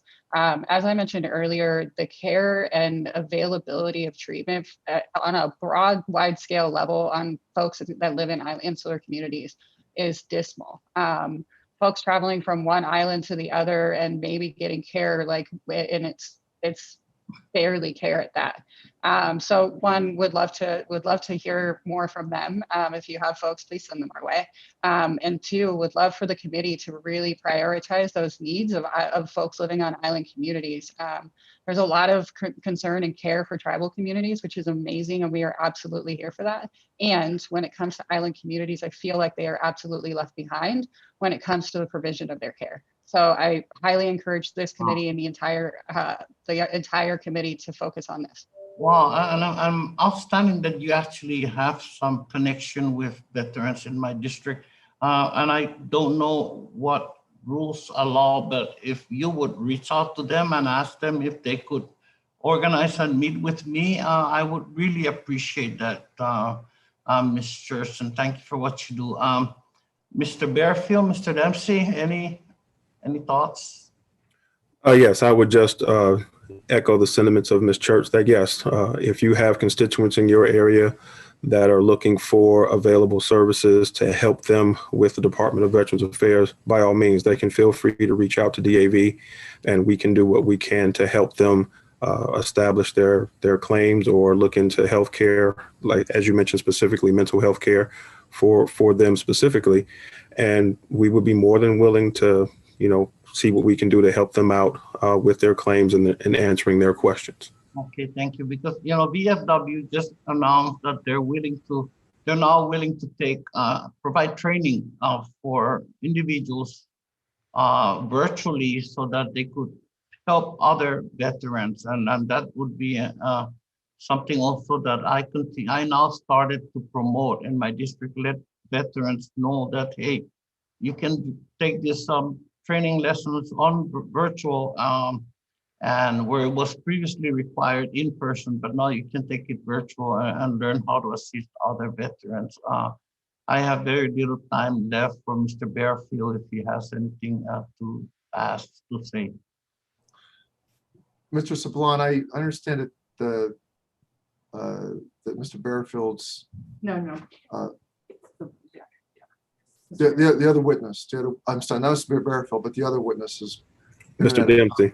Oh, okay, so you're Mr. Bearfield and the other one's Mr. Dempsey. Okay, but my time is up almost. So thank you very much again. This is a good hearing. Chairman Takano, I need to exit and join. Mr. Sablon, if you want to ask Mr. Dempsey a question, I will allow it since Mr. Dempsey's internet went down. Do you have a question for Mr. Dempsey? Nothing, just a comment on services he provides to veterans. If my veterans, they're not members of his organization, could reach out, and for now, while I encourage them to be members. So, and I'm surprised Ms. Church has members from the Marianas. I'd really like to get to commit and get to meet with them and actually share their thoughts on what I could do for them while I'm in this committee. But no, Chairman Takano, I very much thank you for your generous offer, sir. You're back. Well, yeah, thank you. And Ms. Church does say that she has members in the insular areas. So I now want to move on to recognize Dr. Miller Meeks for 5 minutes. Dr. Miller Meeks, you have the floor. Thank you so much, Chair Takano. Thank you, Chairman Brownlee and Ranking Member Bergman as well. I want to thank my colleague from Iowa, Congresswoman Cindy Axne, for testifying in support of her bipartisan legislation, HR 2441, the Sergeant Ketchum Rural Veterans Mental Health Act. I'm proud to be an original co-sponsor of this legislation, and I want to thank my colleagues on the subcommittee for holding a hearing on this important bill. Our bill takes important steps to provide rural veterans with more resources by creating 3 new range program centers and requiring the GAO to study whether the VA has sufficient resources to provide mental health care to rural veterans. This bipartisan legislation is named after Sergeant Brandon Ketchum, a veteran from Davenport, Iowa, which is in my congressional district, who died by suicide in 2016. Tragically, stories like Sergeant Ketchum's are far too common, and our country still has a long way to go to address the root causes of veteran suicide. I'm hopeful that our bill will help provide the mental health care and resources and support our service members in rural areas need. Mr. Dempsey, can you speak to the unique challenges that rural veterans face and how range programs at the VA address those challenges? Thank you, Representative Miller Meeks. I appreciate the question, and again, wish to reaffirm our support for the Sergeant Ketchum legislation. We take great care to better learn about the warriors who reach out to Wounded Warrior Project for services and programs, and in particular, trying to get to better understand the 57% of our alumni who are based in rural areas. Having, telehealth and having, virtual access to programming has been extremely helpful in the year 2020, but we're also well aware that access and proximity to care is an issue for many veterans living in rural areas. We think that expansion of the range program will absolutely bring that care closer to some. We want to be able to connect, to more, obviously, as I said in my oral statement and in our written statement as well. It is nice that VA is being able to expand its network of care through the community care network. But we also believe that VA needs to expand its capacity too. It's an important coordinator of that care, and want to make sure that we're doing as much as we can to connect veterans wherever they live with the resources and care that they need. Thank you. Thank you very much for your answer. I know as a commissioner of the Wapello County Board of Veterans Affairs in my home county and a 24-year military veteran, this is a topic that's extraordinarily important to all of us. We want to make sure that our heroes that have signed on the line, raised their right hand and sworn an oath to our country to protect it and defend it, that we're also giving them the care that they need. Veteran suicide is still relatively high, and we know that providing the care services in rural areas, having the access that is timely and needed, especially in emergencies, and then finding meaningful employment and supports for both the veteran and their service members are greatly needed. So thank you so much for your efforts on that behalf, and fully support seeing that the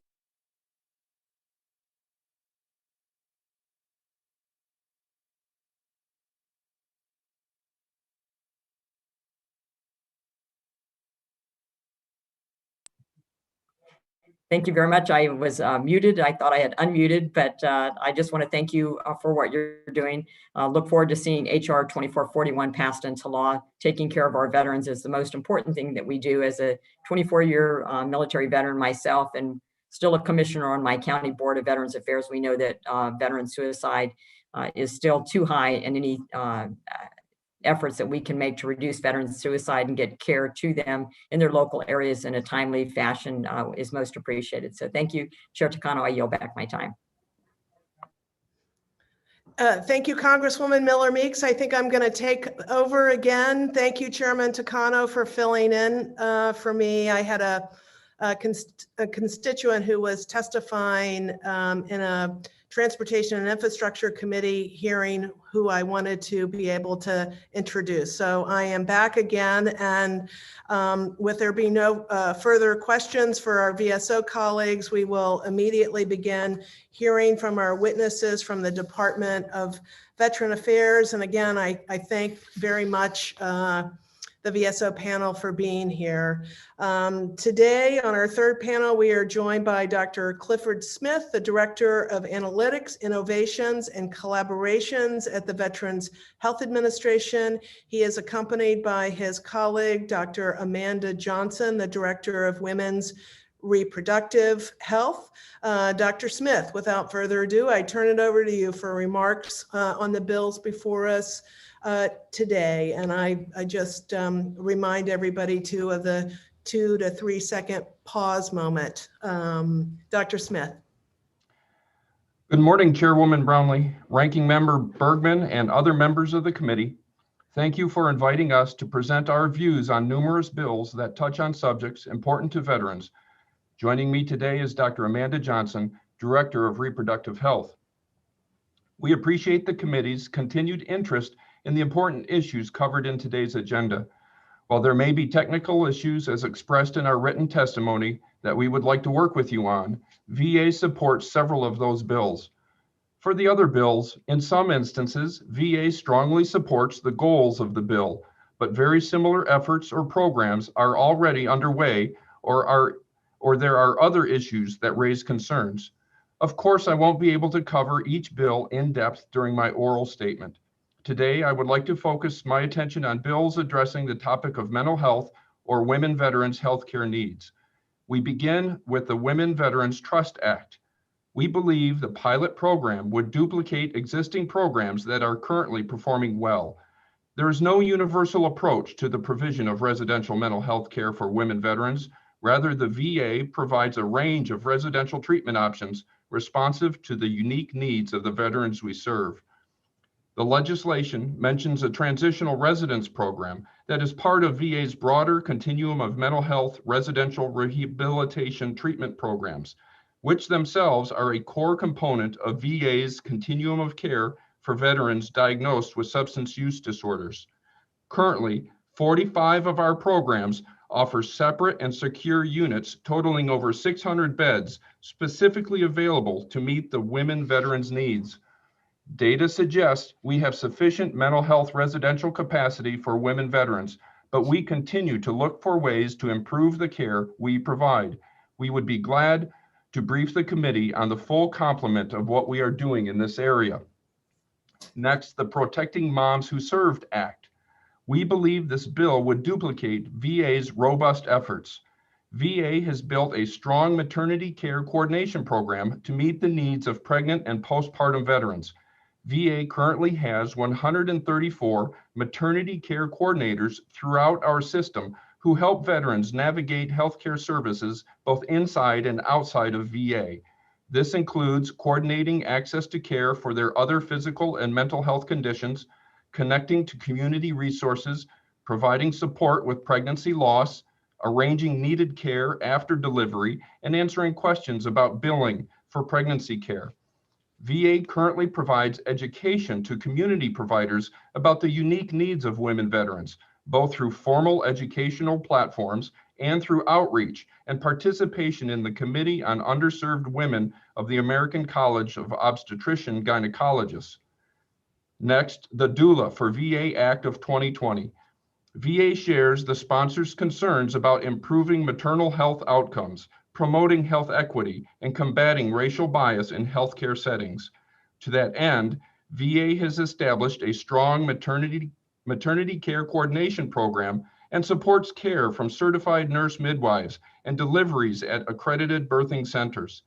Experts in maternal health recognize this model of care provides safe and respectful maternity care to all women, especially women of color. Our concern about this bill is there is currently no standard credentialing, certifying, or licensing body to support doulas and ensure that they meet minimum standards of experience or training. We believe it is essential that any services provided to veterans in our care meets minimum quality and safety standards. Finally, the Pause for Veterans Therapy Act. There is no clear therapeutic benefit in providing untrained dogs to veterans. Results from a prior pilot study evaluating the training experience were equivocal.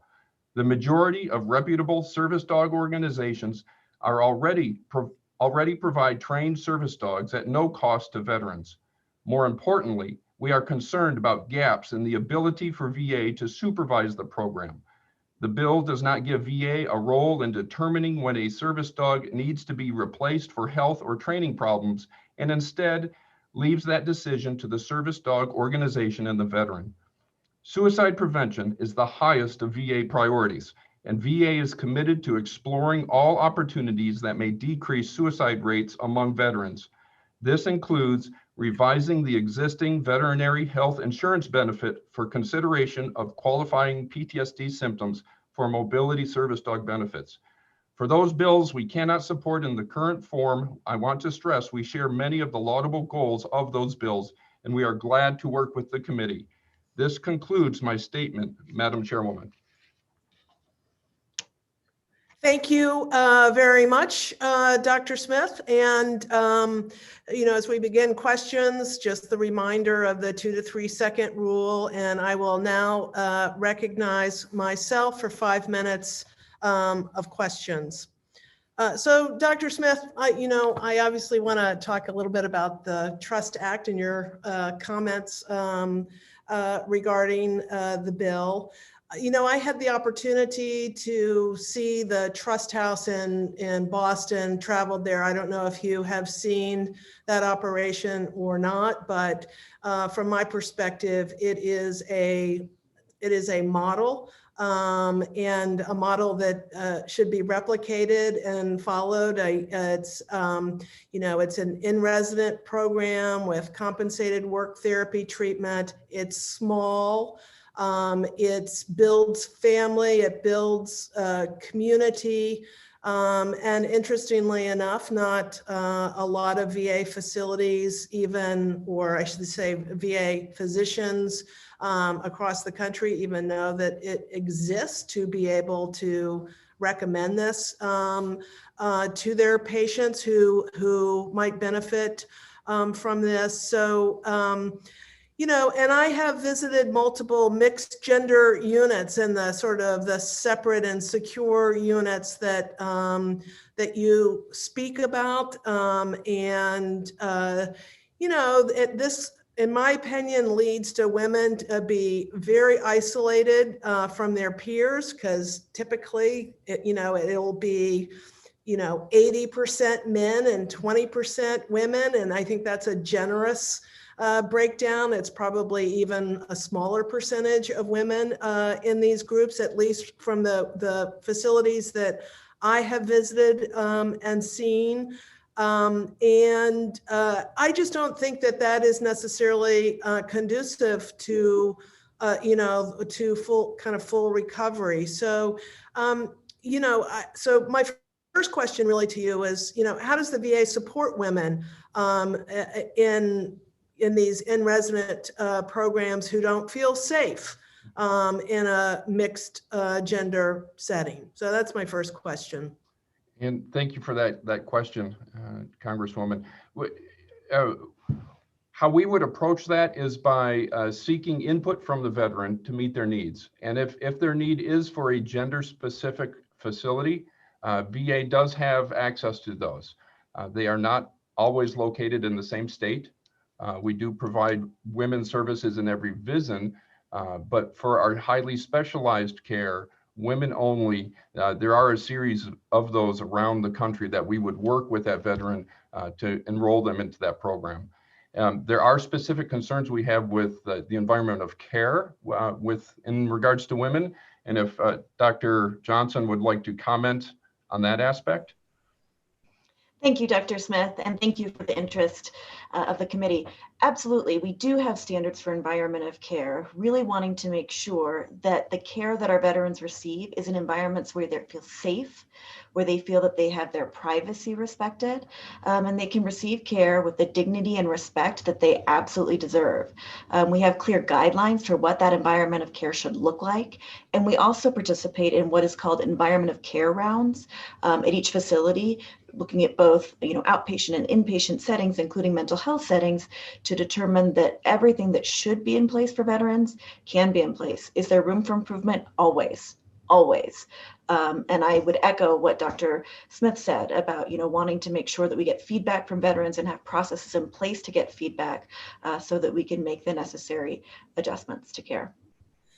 So then, do you have a official protocol to inquire with women patients who are in this separate and secure environment to determine that they are satisfied and they feel all of the protocols that you just talked about in terms of safety and so forth? My question is there a direct protocol to be constantly inquiring with the women patients that they feel safe and secure? Thank you for that. Absolutely. Initially, enrollment into the residential program typically is going to begin with a conversation between the veteran's provider, their individual provider, and that veteran. So they would be able to identify the program that is the best match.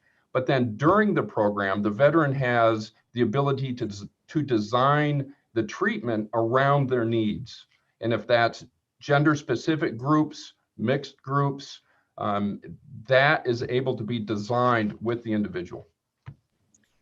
Well, I appreciate that. I just respectfully believe that the program that I saw in Boston is a superior program from the other programs.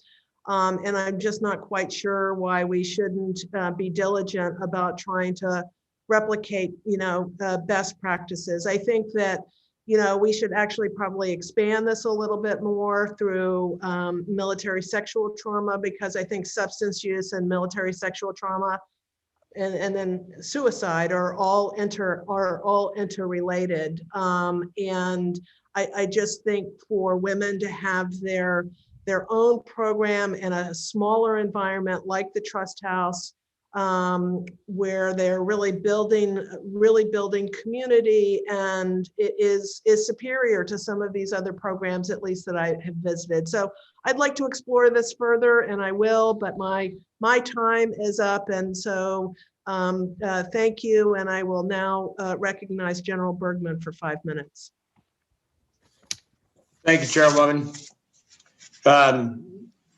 Dr. Smith, the VA's testimony on Dr. Winstrup's draft bill states that, quote, a preferred modification of the proposal would be to eliminate the current restrictions on discipline-specific requirements for leadership positions within the Undersecretary of Health's office, if you will, end quote.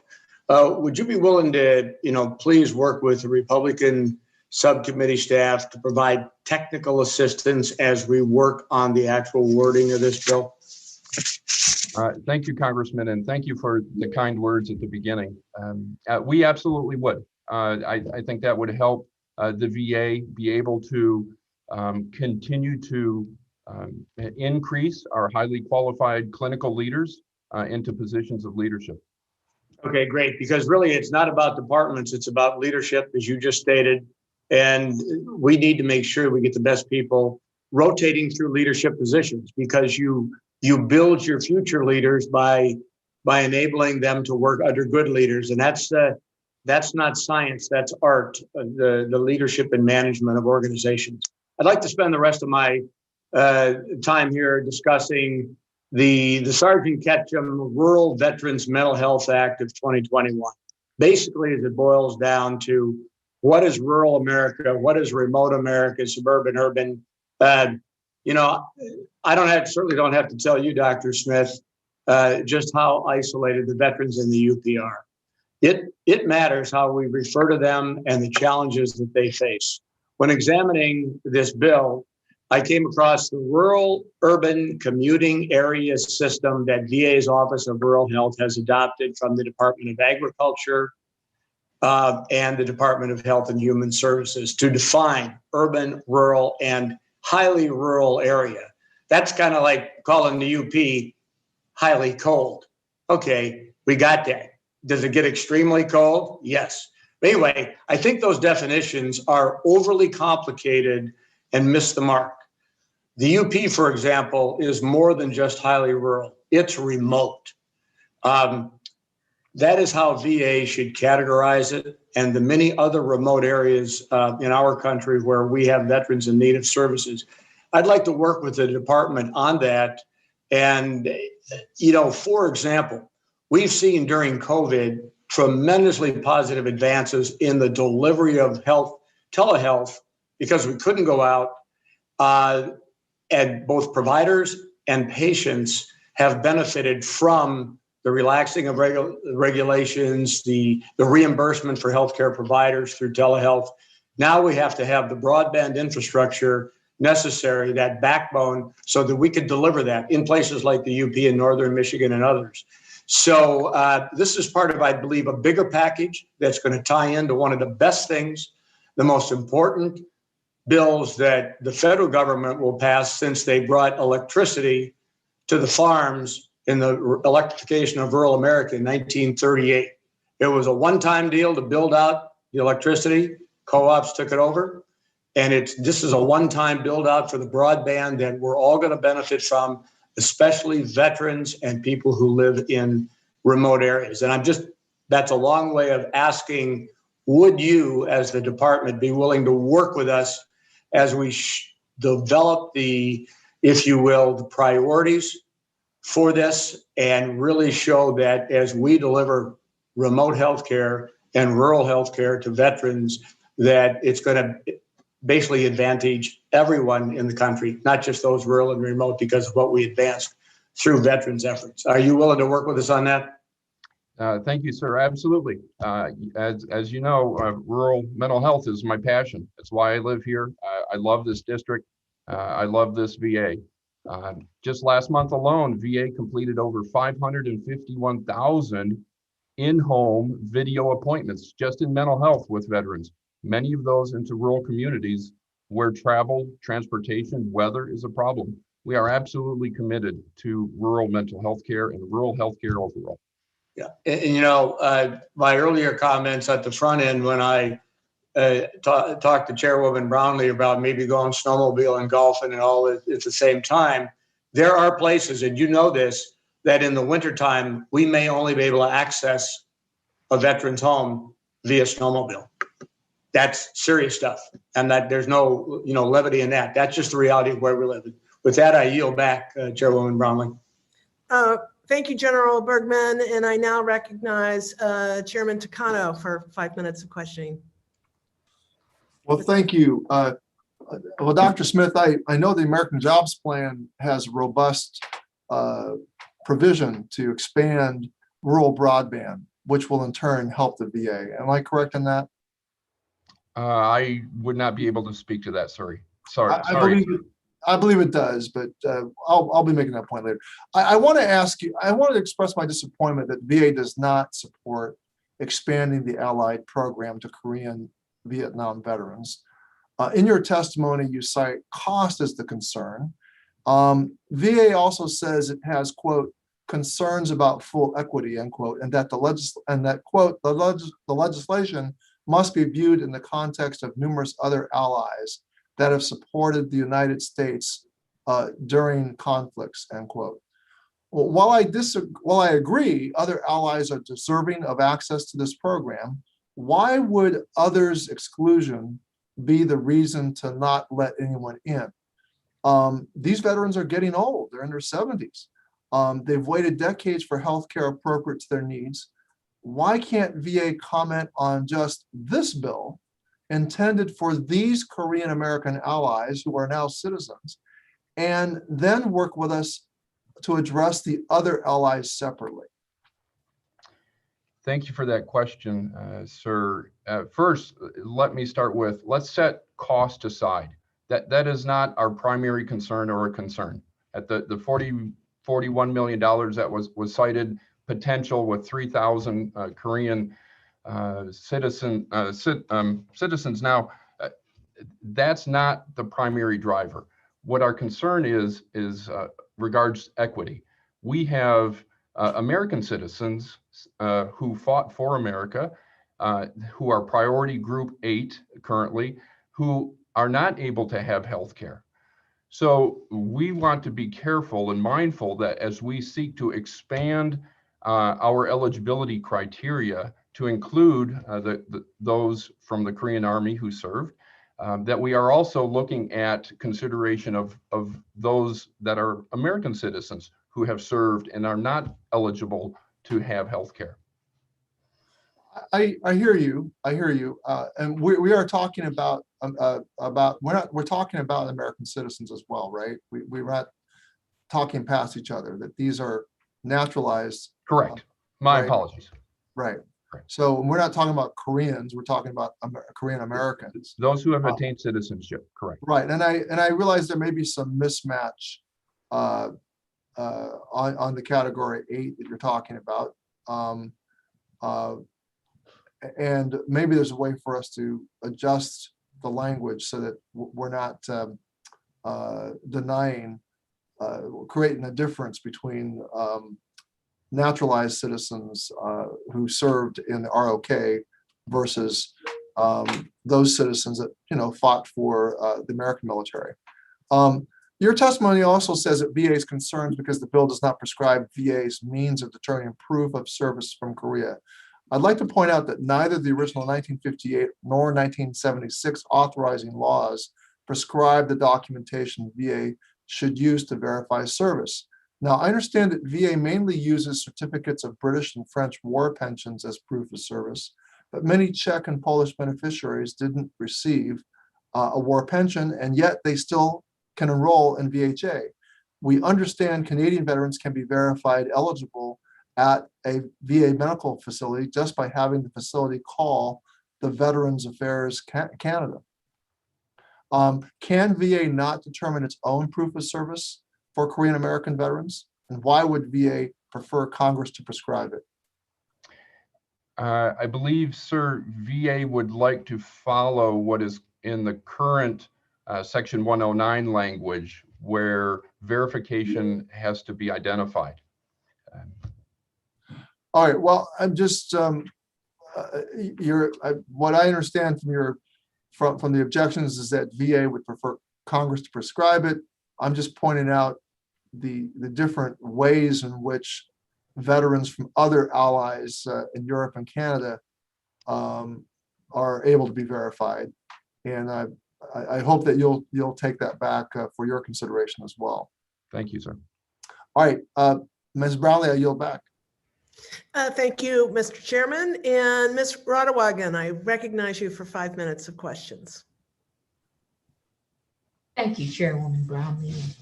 Welcome to our second panel. I want to continue my line of questioning on the Women Veterans Trust Act. Dr. Smith, has VA evaluated utilization, satisfaction, and outcomes for women veterans seeking residential or outpatient care in single gender and mixed gender settings? And if so, did those evaluations show any key differences between the two settings? If not, why not? Thank you for that question, Congresswoman. In part, I would like to take that back for the record because I know VA does have lots of data and information, and I would want to be very precise in that response. I am aware Currently, there is one project underway in Seattle that is looking at a gender-specific women veterans recovery group, 14-week model, and that outcome and results will be available later this spring. As regards to satisfaction, there are processes the VA uses for attaining veteran satisfaction, and other programs that look at treatment delivery. So we can get back with you in the specifics on that question. Thank you, Dr. Smith. And I think I have a little bit of time, but continuing on, Dr. Smith, when single gender treatment settings are offered to women veterans, how often do women veterans opt into them? My apologies, I would not know a specific number. We do have a number of gender-specific programs, like in substance use disorder, one in Cleveland, one in Coatesville.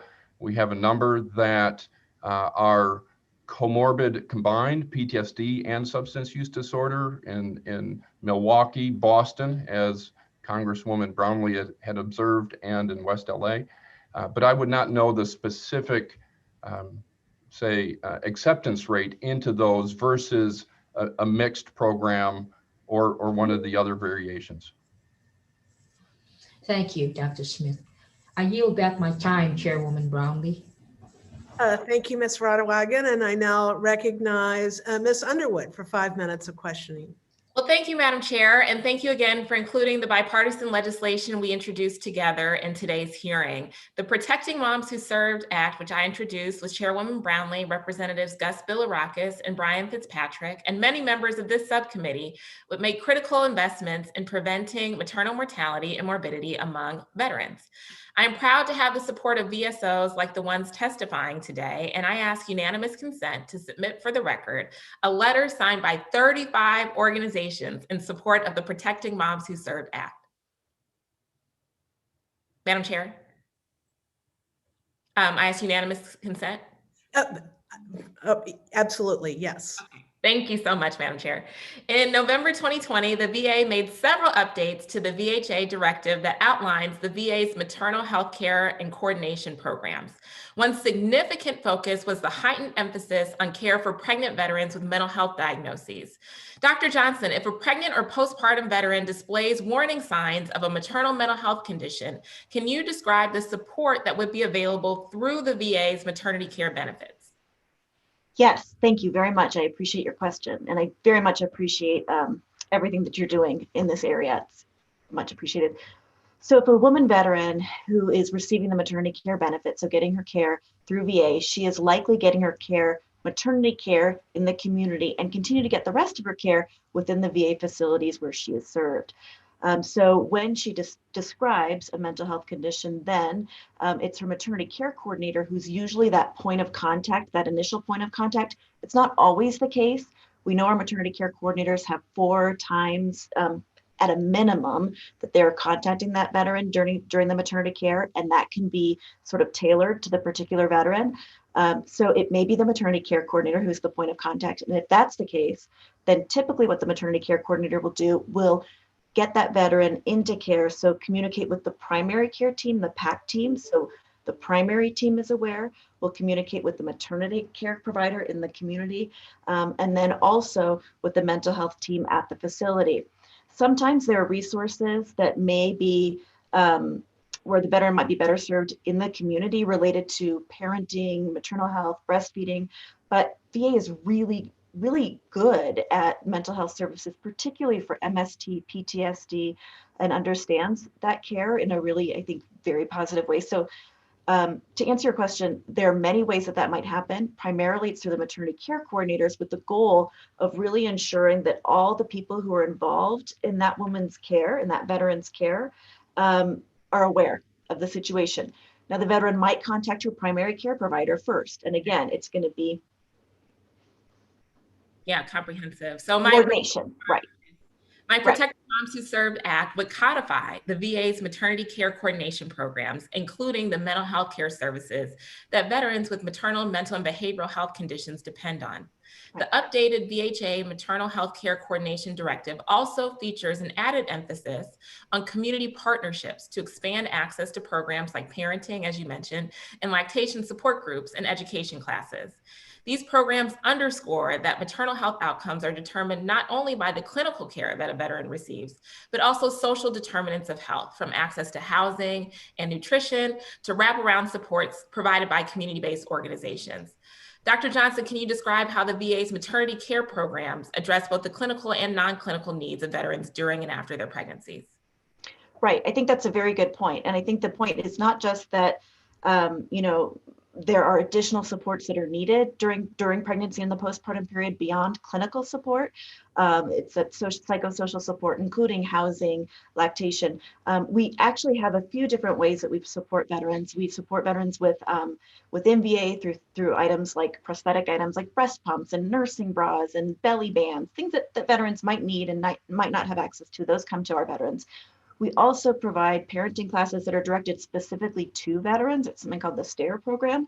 But we also have connections, and the maternity care coordinators are really the folks who are sort of the boots on the ground, who are familiar with both what's available within VA and also within a particular community, like for instance, the local La Leche League or the Women and Infant Children's Program or WIC office, so that veterans can get connected to resources that come primarily through VA, but also through community resources. And that is part of our maternity care training, the training that we give for all of our maternity care coordinators.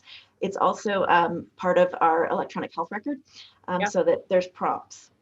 Well, the investments included in this bill will ensure our veterans receive the maternal health care and support that they need and deserve. I look forward to working with the chairwoman and my Democratic and Republican colleagues on this subcommittee to advance this legislation forward and save veteran lives. Thank you, Madam Chair, and thank you to our witnesses for being with us today. I yield back.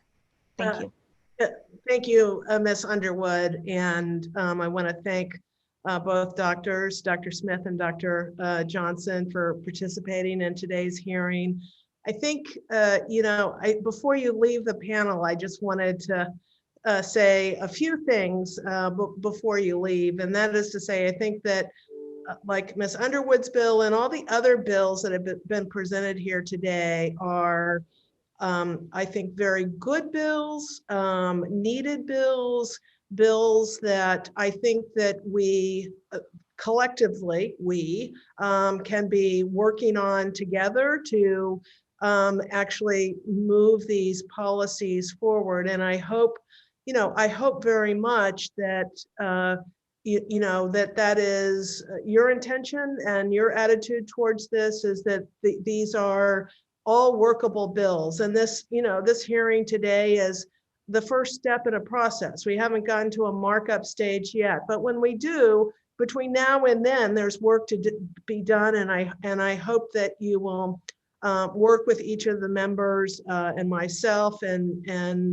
Chairman Takano as well. And I just, before you leave, just on the going back to the Trust Act for just a minute, I had during our interchange, I had someone from a VSO text me that said, texted me, and I just want to read it to you. It says, I had a member just 3 weeks ago forced to sit in a hallway in a gown while men walked by her and stared at her, even though she asked to be in a separate room. Their response, meaning the VA's response, was, quote, "You served in the military, so you should be used to this," unquote.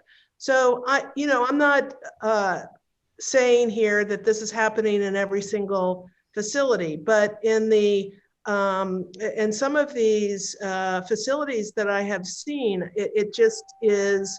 I think all of the attributes of being, safe, and rooms are designed so that patients can't hurt themselves, and all those things. I think that's all there and included. But I just am, I've seen other women walking through the facility, not this story specifically, but you can sort of sense a level of fear on their face. So I just, I think we need to push harder to really understand. I mean, I don't know if we really have any true data in comparison of, women in these, with a couple of beds in the mix with a lot of men, compared to what I believe is a model and best practices, the trust house. But I think that, I think that is valuable enough. And again, I hope you will, like with all of the bills, I hope you will work with me on this to get to a place where we can, move this concept forward. So again, I thank you for being here and participating today. And before I close this hearing out, I'll make a few brief remarks, but I'll first ask General Bergman whether he'd like to say anything before we conclude in today's proceedings. General? Thanks, Chairwoman. Very simply, thank you to all for your very proactive, thoughtful engagement. This allows us, as the House Committee on Veterans Affairs, to make wise decisions as we interact with the Veterans Administration. So thank you for your time. Thank you. Thank you, General. And again, I think it was a very productive conversation today. We didn't really have a chance to drill down in detail on some of the bills, but I will tell you I'm very familiar with all of the bills and think that the intention for all of them is good, and I hope that we can move forward. So I thank all of our witnesses today for their expertise, and certainly my colleagues for their interest. And without objection, that concludes today's hearing. And all members will have 5 legislative days to revise and extend their remarks and include extraneous material. And with that, this hearing is now adjourned. Thank you. Thank you.